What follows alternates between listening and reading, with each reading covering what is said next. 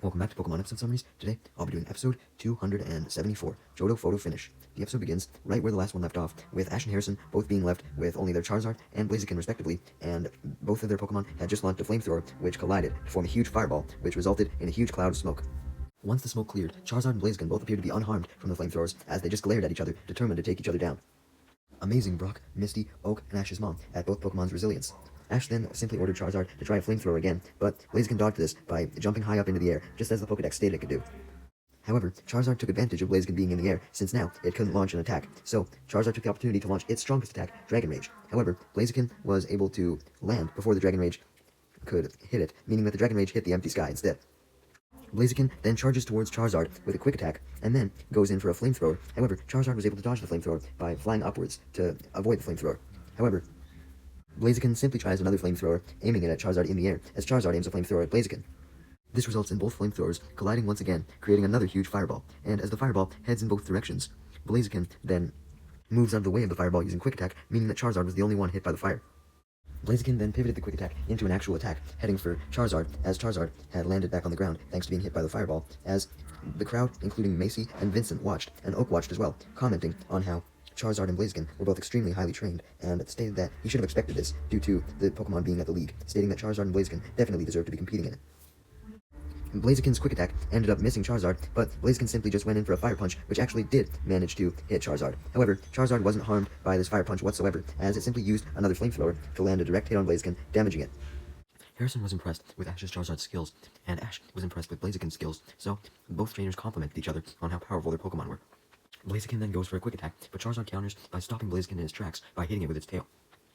Ash knew that he had an opportunity with Blaziken being struck, so he ordered Charizard to follow up with a seismic toss, and Misty and Brock cheered as Charizard pulled Blaziken up into the air and flew him around in circles before dropping Blaziken down to the ground at an immensely hard rate, so hard that a whole bunch of smoke was created.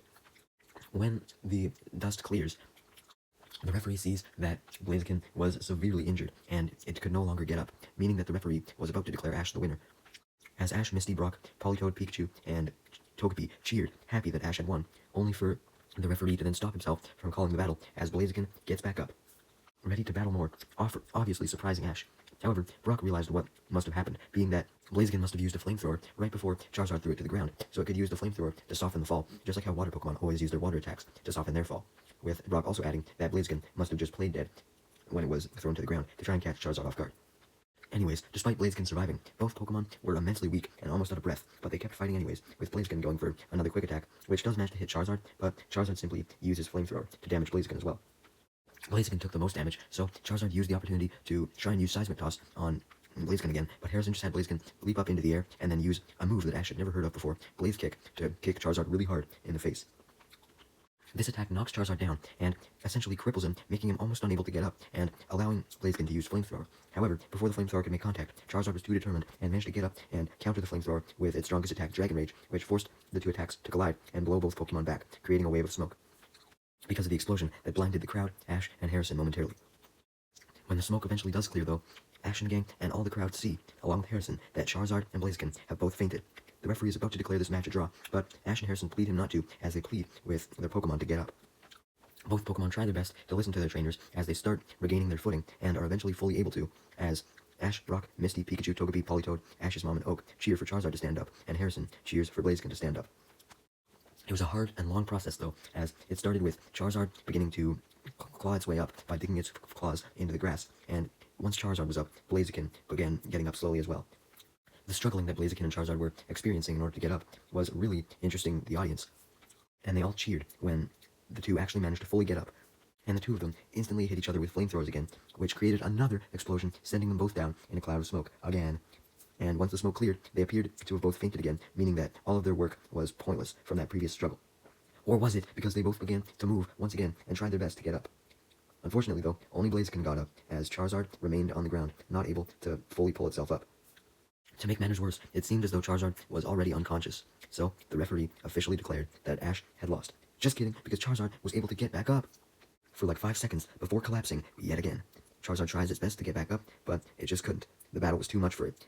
Ash and the gang were shocked, but they saw it as the referee officially declared that Charizard was unable to battle, meaning that Ash had lost the Johto League, placing in the top 8, and Harrison had won, advancing to the semifinals. leaving the crowd to go wild, cheering for Harrison as Harrison bows, thanking the crowd for their support. As for how Ash was holding up, he was completely distraught over the loss. He was fucking crushed on the inside. However, he knew he couldn't show his disappointment, so he simply lifted his head up and congratulated Harrison on winning, shaking his hand. If you ask me, I think that this actually showed some good growth for Ash, because if you remember the Indigo League, he was fucking so distraught that he was laying in bed after everything, and now he wasn't doing that. He took the loss quite well. It is unfortunate that he lost, though. I mean, he's our protagonist. He's supposed to have Deus Ex Machina power that makes him win every battle. Anyways, all of Ash's supporters were extremely disappointed, including Misty, Brock, Pikachu, Togepi, Politoed, and Ash's mom and Oak, with Ash's mom being especially sad since she knew all the work that Ash had put in to get to the Johto League. Yeah, tell me about it. We watched an entire fucking 150 episode series of him getting badges only to lose. Are you serious? Anyways, Oak calmed Ash's mom down by stating that even though Ash had lost, the battle was still a good battle. Charizard just happened to take a little bit more damage. And yeah, Oak just essentially was like, hey, someone had to lose. Seeing Ash a bit disappointed, Misty, Brock, Politoed, Togepi, and Pikachu all cheer for Ash, congratulating him on doing as well as he did. And a lot of the audience follows suit, applauding Ash for his battle skills as well, which cheers Ash up as he bows, thanking the audience and his friends for their support. Later that day, as Ash and the gang, Oak, and Ash's mom left the Silver Stadium, Officer Jenny arrived back on her motorcycle to come pick up Squirtle, as now that the Johto League was over for Ash, it was time for Squirtle to go back and train with the Squirtle Squad, both improving itself and the other squad members. Brock wants Jenny to notice him, but she was already gone, driving away with Squirtle on her motorcycle, as Ash and the gang waved goodbye to her. And Ash yells goodbye to Squirtle. Damn, bye dude. Anyways, much to Ash's surprise, Professor Oak and Ash's mom revealed that they were going to be leaving as well, back to Pallet Town. Ash questions what the rush was, leading Ash's mom to admit that she had left Mr. Mime to take care of the housework and the herbs in the garden, and she figured that Mr. Mime could probably use some help. As for Oak, he needed to get back to take care of his lab, because he'd left Tracy in charge of it, and Oak assumed that Tracy would need some help as well, even though Tracy and Mr. Mime were doing a good job with these duties, especially Tracy, as he was successfully feeding some Rattata, Oddish, Vileplume, Gloom, Bellsprout, and a Houndour.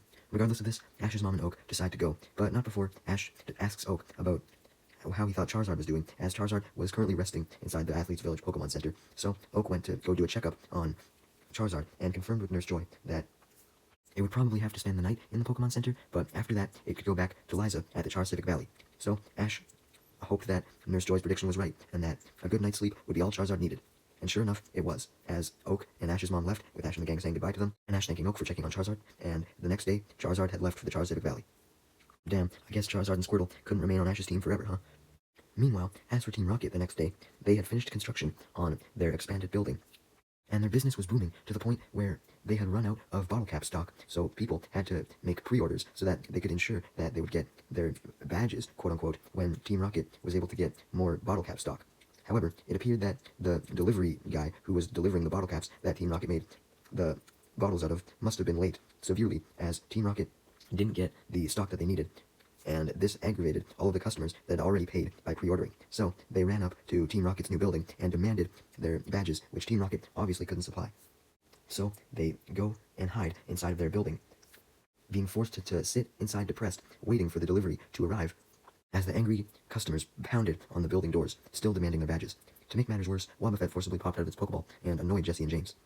Jesse, wanting all this annoyance to stop, came up with an idea to simply make badges out of paper and then give them to the customers. However, the customers were quick to see that these were not the badges they ordered, and they begin to boo Team Rocket, now hating their business, and they all leave, meaning that Team Rocket has lost all of their customers. Much to their dismay, as they hadn't made enough money to fully pay off their Team Rocket debt yet. The next day, even though Ash had lost, the Silver Conference was still continuing on as the whole flame continued to burn, with Harrison participating in his semi-final match against a trainer named John Dixon from Sento Cherry Town, a town likely located in Johto, as a little sub-area of Cherry Grove City most likely. Unfortunately, Harrison was down to his final Pokemon, his Houndoom, and it was going against a Rhyhorn. As Ash and the gang watched, they saw as the Rhyhorn took Houndoom out, and the referee officially declared that John Dixon had won and was advancing to the finals, as the crowd, aside from Ash and the gang, cheered. Harrison was obviously disappointed, and Misty and Brock, as well as Ash, were shocked to see Harrison lose, as they figured that he would end up winning the whole tournament. However, Ash took notice of the fact that during the entire 6-on-6 battle, Harrison didn't actually use his Blaziken once, and wondered why Harrison would put himself at a disadvantage like that, leading Brock and Misty to remind Ash, smartly, that Blaziken was likely still resting at the Pokemon Center, like Charizard had been, and therefore Harrison didn't want to immediately put it at risk again by having it battle. Upon hearing this, Ash blames himself for Harrison's loss, stating that if his Charizard hadn't given Blaziken such a workout, then Harrison may have won. Although he quickly got over this, as he realized that that was just what a Pokemon League was about. He couldn't really control how Harrison's Pokemon responded to his attacks. Later that night, to calm himself from the day's loss, Harrison was relaxing by the same river that Ash and Gary were at previously. Ash and the gang happened to be walking by, wanting to take one last look at the river before the tournament would come to a close tomorrow, and they of course found Harrison sitting there. They noticed that Harrison seemed to be worried about something, and Ash came to the conclusion that Harrison was likely concerned about Blaziken's health, so he asked Harrison if his Blaziken was okay.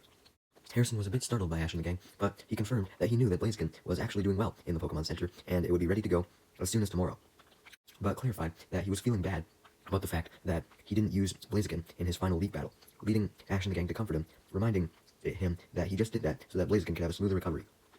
Harrison knew Ash and the gang were right, as he had declared before that Blaziken's health was more important than him winning the league. After all, he was just happy to have made it to the semifinals in the first place. With Harrison now cheered up, he changes the subject of the conversation, asking if Ash was really from Pallet Town, which Ash confirmed, leading Harrison to ask a follow-up question, being if Ash really knew Professor Oak in person, stating that he saw Ash standing with Professor Oak before. This leads Ash to confirm that he did in fact know Professor Oak in person, and had been to his lab, shaken his hand, and even got his trusty starter Pikachu from him. Though was surprised to see that Harrison cared about something like that, and asked why he wanted to know if he knew Oak or not, leading Harrison to clarify that he had heard a lot of rumors about Oak from the Hoenn region's professor, Professor Birch, adding that Professor Birch was Harrison's friend and mentor.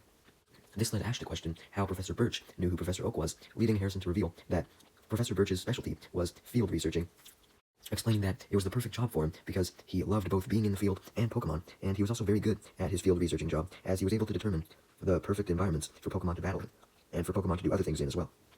Anyways, since Birch was a famous field researcher, and Oak liked to research fields as well, and come up with battle strategies for them, being more of a jack-of-all-trades professor meant that Professor Birch looked up to Oak, so of course he would know a whole bunch of shit about him. Harrison then reveals that much like how Oak was very impactful on Ash, Birch was very impactful on him, as Birch had motivated Harrison to go to the Johto region to experience new Pokemon and meet new people and participate in the Johto League, explaining to Harrison that different regions had different Pokemon.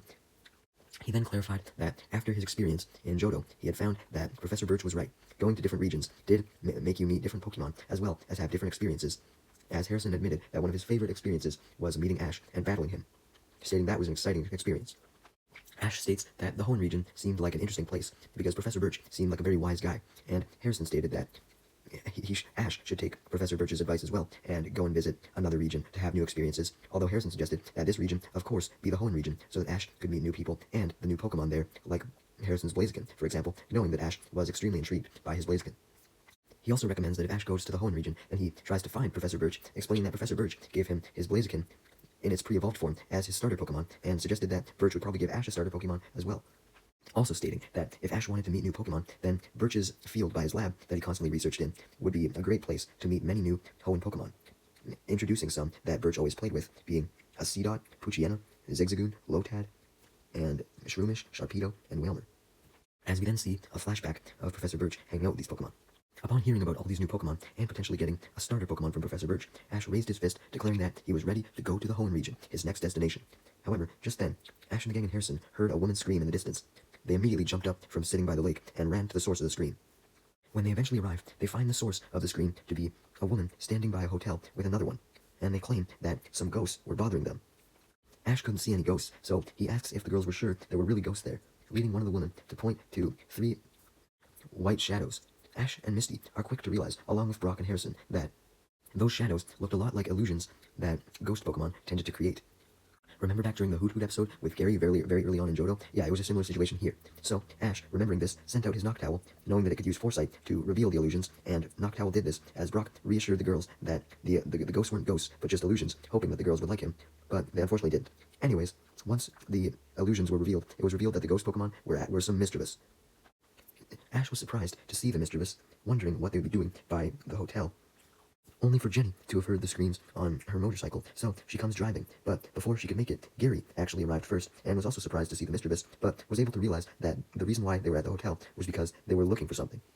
Suddenly, the mischievous fly off into the woods, and Ash and the gang follow it, along with Gary, thinking that the mischievous would lead them to whatever they were looking for. So Harrison comes along as well, and when they all arrive in the forest, they eventually see the mischievous stop by a tree, which had another mischievous trapped underneath it and stuck. Everyone immediately comes to the conclusion that this other mischievous must have been what the 3 mischievous were looking for, or they may have been looking for a way to help it. So when they saw Ash and the gang start to follow them, that's why they led them to this other mischievous, hoping that Ash and the gang and Gary and Harrison could help, and they all did as they began trying to lift the tree off of the mischievous. It was extremely, extremely hard work, but eventually, with everyone's combined efforts and a long, long time of lifting harder and harder on the tree, mostly thanks to Ash and Gary, they were able to free the mischievous from underneath the tree, making the tree snap in the process due to how much force was exerted on it. Damn.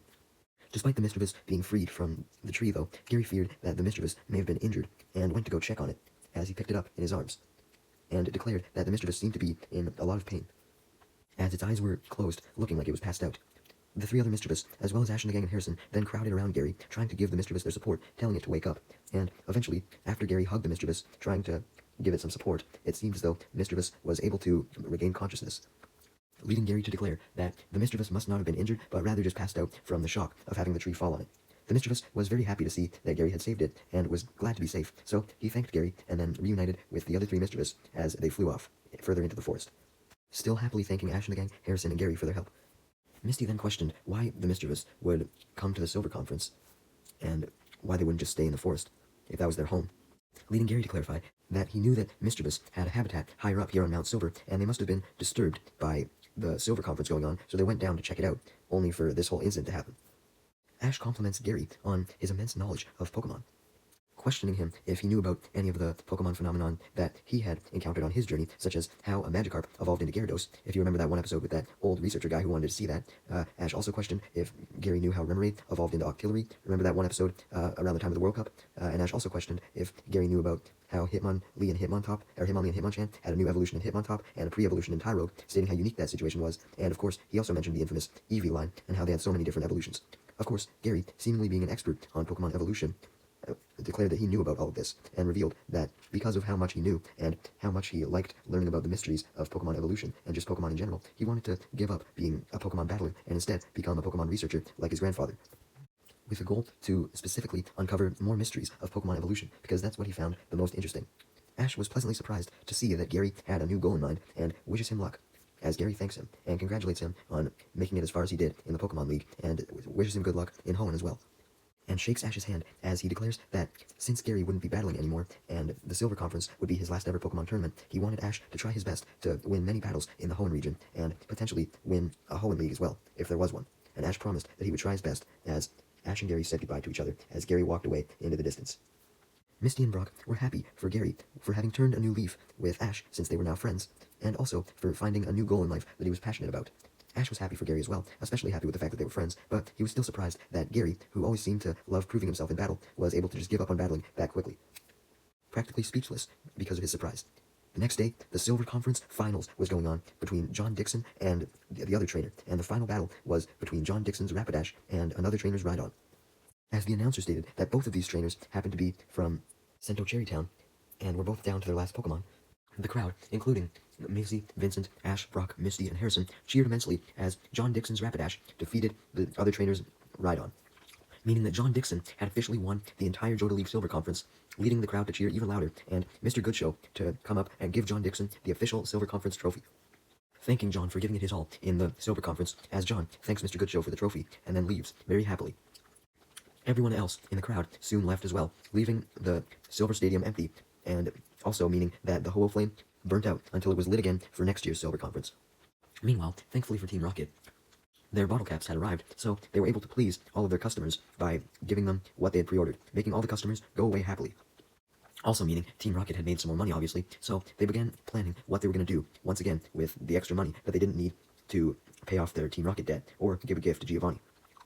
They soon realized that their ambitions of living a luxurious life would require even more money, so they eagerly waited for more customers to show up. Unfortunately, Team Rocket are disappointed to see that they weren't getting any new customers, leading them to come to the correct conclusion that the Silver Conference must have come to an end, so therefore everyone must have left. Just then, though, Team Rocket get excited at looking out the window, as they then see what they believe to be more customers coming down in a huge stampede. There was an entire mob of them. Team Rocket's happiness goes away, though, as they recognize all these customers as old customers, and they weren't coming back to buy more badges, no. They were coming back because they had realized, obviously, that all those badges were fake, and they wanted a refund, as well as a refund on their taxes, which Team Rocket had made them pay out the wazoo for, of course. Since Team Rocket had eagerly went out of their building onto the main concession area to sell some badges by this point, that meant that they were left vulnerable when the angry mob came up to them and demanded refunds, threatening to hurt them if Team Rocket didn't comply. James began to get worried that Team Rocket was now done for as they escaped back into their building and locked the door. Jessie, however, tells James not to worry, claiming that she had figured a situation like this may happen, so she had the Machamp install an extra feature inside the building, stating that she always knew Team Rocket would have to be prepared to make an escape, as she then ordered Operation Rollout, yelling into the building, and the building must have had sound sensors as it heard this and suddenly transformed into a robot that Team Rocket were now in the cockpit of, and Jessie began to use the remote control inside of the robot to escape and drive it away from the angry customers, as the angry customers all ran away, obviously frightened by this robot. As Team Rocket made their escape, Jessie was proud of herself, bragging how the additional features she added to the building were a success, and James and Meowth, even though they didn't want to give Jessie credit, were very grateful, so they agreed, as they all finally took off their salesman disguises and put back on their Team Rocket outfits.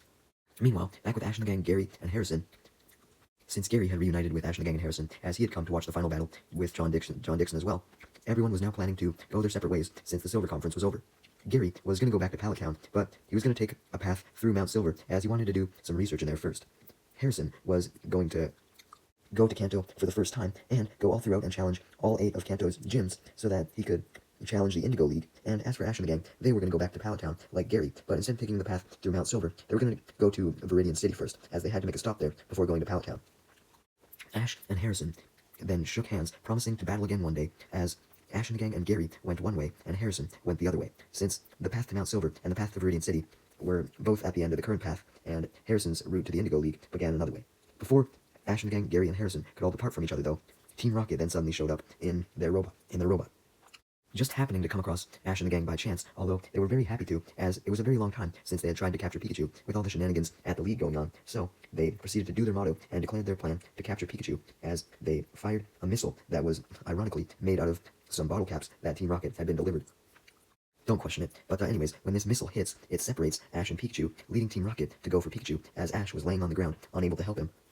And as soon as their robot gets close enough to Pikachu, they have it lift its hand and then release an electric-proof net to capture Pikachu, but thankfully, Gary steps in as he sends out his Blastoise and has it use Hydro Pump to cut the net in half, allowing Pikachu to run away from Team Rocket's robot, surprising them, although they were even more surprised, as Harrison then sent out his Blaziken, revealing that he had got it back from the Pokemon Center, and he then has his Blaziken use Flamethrower to set the robot on fire.